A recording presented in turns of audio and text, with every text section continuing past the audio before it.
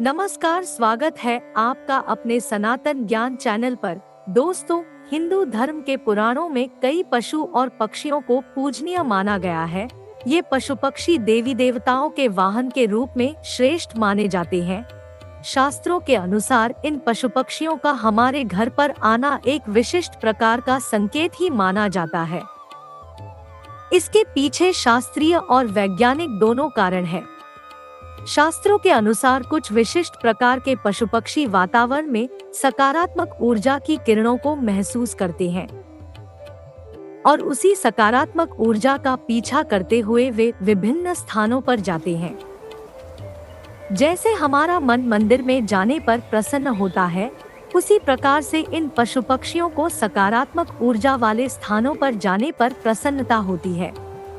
और यही कारण है कि वे ऐसे घरों में ही जाते हैं जहां का वातावरण शुद्ध और पवित्र हो, जहां पर साक्षात दैवीय शक्तियों का वास होता है।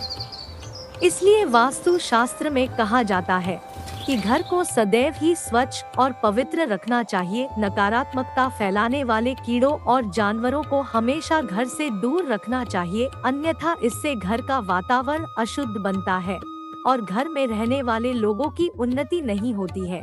लेकिन शास्त्रों में कुछ कीड़ों को शुभ माना जाता है, इनका घर पर आना शुभ संकेत समझना चाहिए। कभी कभी हम घर पर बैठने वाले पशु पक्षियों से भी जान सकते हैं कि उस घर में रहने वाले का स्वभाव कैसा है। घर पर अगर पशु पक्षी आकर बैठते हैं तो इससे पता चलता है कि उस घर में अच्छे स्वभाव के और सत्वगुण वाले लोग रहते हैं। और यदि उस घर पर सदा ही अशुभ पक्षी, कीड़े मकोड़े दिखाई देते हैं तो समझ लेना चाहिए कि उस घर के लोग नकारात्मक प्रवृत्ति के और दुष्ट स्वभाव के हैं। दोस्त, आज के इस वीडियो में हम जानेंगे कुछ ऐसे ही कीड़ों और जानवरों के बारे में जिनका घर पर आना हमें कई महत्वपूर्ण संकेत देता है। और पुराणों में ऐसे ही कई जीवों का वर्णन मिलता है जिनके घर पर आने से शुभ अशुभ लक्षण प्रकट होते हैं, जिन्हें कभी दुर्लक्ष नहीं करना चाहिए। चलिए जान लेते हैं विविध कीटों तथा जानवरों द्वारा मिलने वाले महत्वपूर्ण संकेतों के बारे में। लेकिन दोस्तों, अभी तक आपने कमेंट बॉक्स में हर हर महादेव नहीं लिखा है तो सच्चे हृदय से कमेंट बॉक्स में लिखे हर हर महादेव। दोस्तों, एक लाइक जरूर करें। सबसे पहला जानवर है छछूंदर। छछूंदर का घर पर आना बहुत ही शुभ होता है। वास्तु और ज्योतिष के मुताबिक जिस घर में छछूंदर रहता है वहां महालक्ष्मी का वास होता है। इसके अलावा छछूंदर यदि किसी व्यक्ति के चारों ओर घूम जाए तो समझ ले उसे जल्दी ही बहुत बड़ा फायदा होने वाला है। दूसरा जानवर है बैल। अगर आपके घर के सामने बार बार बैल आ जाता है, अर्थात नंदी महाराज चले आते हैं, तो आपको समझना चाहिए कि साक्षात आपके घर में भोले बाबा आ चुके हैं। नंदी महाराज को कुछ ना कुछ मीठा अवश्य खिलाना चाहिए। खासकर सावन के महीने में नंदी महाराज के ऊपर भगवान शिव विराजित रहते हैं और ऐसे घर में जाते हैं जो भक्त सच्चे दिल से भगवान शिव को पुकारते हैं। तीसरा जीव है चूहा। दोस्तों, चूहा भले ही बुद्धि के देवता गणेश जी का वाहन है, लेकिन उसे अशुभ शक्तियों का प्रतीक माना जाता है। घर में ज्यादा संख्या में चूहों की मौजूदगी घर के लोगों की नकारात्मक सोच का कारण बनती है। चूहों का घर पर आना अशुभ तो होता ही है, साथ ही ये घर में रोग तथा बीमारियां फैलाने का काम करते हैं। अचानक घर में ढेर सारे चूहों का आगमन होना भी किसी अशुभ घटना का संकेत माना जाता है। चौथा कीट है मधुमक्खी। दोस्तों, ऐसा कहा जाता है कि मधुमक्खी खराब किस्मत और गरीबी को न्योता देती है, इसलिए इसे अपने घर से तुरंत हटा देने में ही भलाई है। घर पर मधुमक्खी का छत्ता होना भी अशुभ माना जाता है। मधुमक्खी के छत्ते में अनगिनत छेद होते हैं, ये आपके जीवन को भी क्षत विक्षत कर सकते हैं। इसीलिए यदि आपके घर में मधुमक्खी का छत्ता हो तो उसे तुरंत हटा देना चाहिए। पांचवा कीट है मकड़ी के जाले।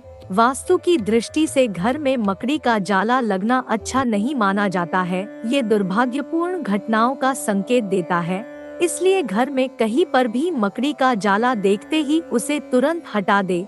मकड़ी का जाला आपके जीवन में संकट पैदा करता है और आपकी तरक्की को रोकता है। दोस्तों, छठा जीव है तितली। तितली का घर में आना बहुत ही सौभाग्य की बात है और ये एक अच्छा संकेत भी माना जाता है। इसका तात्पर्य ये है कि आपको बहुत ही जल्दी कोई शुभ समाचार मिलने वाला है। तितली का बार बार घर में दिखाई देना किसी बहुत ही शुभ घटना का संकेत माना गया है। तितलियां रंग बिरंगी होती हैं। ये आपके जीवन में खुशियों के रंग भरने के लिए ही घर में आती है। लेकिन शास्त्रों के अनुसार माना जाता है कि जब घर में तितलियां आ जाए, उनका प्रवेश घर में हो जाए, तो इसे लक्ष्मी का आगमन माना जाता है। सातवां जीव है घर में काले रंग का भंवरा आना शुभ संकेत है। आपको जल्द ही विवाह से जुड़ा कोई शुभ समाचार मिल सकता है। भंवरे को भूल से भी नहीं मारना चाहिए। ये आपके बुरे समय के समाप्त होने का संदेश लेकर आपके घर पर आया है, पर उसके आने के बाद से आपके जीवन में अच्छे समय की शुरुआत हो सकती है। आठवां जीव है बिच्छू। कहते हैं कि सपने में बिच्छू दिखाई दे तो समझो कि आप पर कोई संकट आने वाला है। जिस घर में बिच्छू कतार बनाकर बाहर जाते हुए दिखाई दे तो समझ लेना चाहिए कि वहां से लक्ष्मी जाने वाली है। लेकिन पीले रंग का बिच्छू माया का प्रतीक है। ऐसा बिच्छू घर में निकले तो घर में लक्ष्मी का आगमन होता है। दोस्तों, बात करते हैं 9वां नंबर की। अगर आपके घर में काली चींटियां आ रही है तो खुश हो जाइए। दरअसल माना जाता है कि ऐसा होने पर भविष्य में आपकी सुख शांति में वृद्धि होने वाली है। वहीं काली चींटियों को आपके धन ऐश्वर्य के बढ़ने से भी जोड़ा जाता है। काली चींटियों को खाना खिलाना बहुत ही शुभ होता है। अब आपके घर में धन दौलत की कमी कभी नहीं रहेगी। चारों दिशाओं से धन खींचा चला आएगा। अगर चावल के भरे बर्तन से चींटियां निकल रही है तो ये शुभ संकेत होता है। कुछ ही दिनों में आपके संचित धन में वृद्धि होने वाली है। व्यक्ति की आर्थिक स्थिति अच्छी होने जा रही है। अगर काली चींटियां आपके घर में एक गोल घेरा बनाकर घूम रही है तो समझ लेना चाहिए कि आपके घर में मां लक्ष्मी का आगमन हो चुका है। 10वां जीव है छिपकली। लोग छिपकली को देखकर डर जाते हैं और उसे तुरंत ही घर से भगाने का प्रयास करते हैं। कुछ लोग तो बिना जाने ही क्रोध में आकर छिपकली को मार देते हैं। लेकिन शायद आप नहीं जानते होंगे कि छिपकली का घर में आना बहुत ही शुभ संकेत होता है। छिपकली का संबंध धन की देवी लक्ष्मी से होता है, इसलिए घर में छिपकली का आना अशुभ संकेत नहीं बल्कि शुभ संकेत ही माना गया है। खास तौर पर अगर आपके घर के मंदिर में छिपकली दिखाई देती है तो ये सौभाग्य का उदय होना माना जाता है। तो इसका अर्थ होता है कि आपको जल्दी ही कोई शुभ समाचार मिलने वाला है।